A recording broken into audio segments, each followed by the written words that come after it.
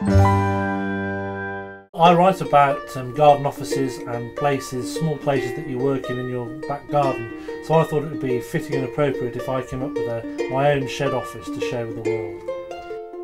John and Frank have done a great job painting and building the props, making everything look really homely in here, both inside and outside, on the floor and up on the roof. They've obviously really been working hard at it, and it's been a pleasure to watch them put it all together.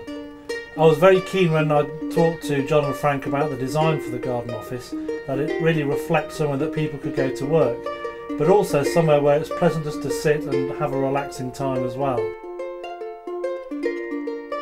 I think they're excellent little me spaces. They're somewhere where you can go and have a little retreat from life, your own little den. I think it goes back to when we were small and children, and everybody likes building their own little place, which is their own little retreat.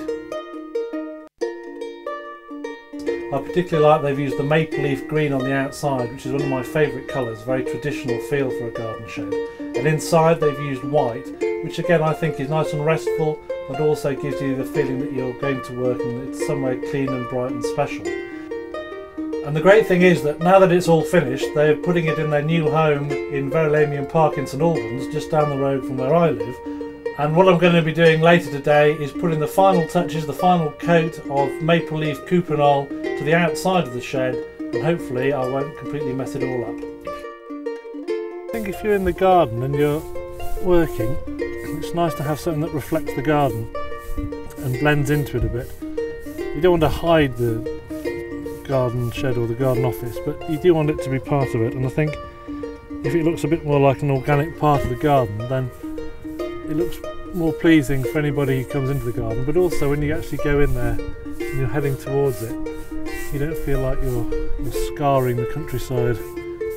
I hope when people come in here that they're going to be inspired to build something for themselves, and if they're working from home, that this might be somewhere that makes them take that first step to starting their own business, or encourages them to talk to their boss and say, why can't I work from home in my own garden office? All the way around they've put a lot of thought and care and attention into turning this into somewhere that people really like to sit in and spend time in. I'm Alex Johnson, and this is my office shed.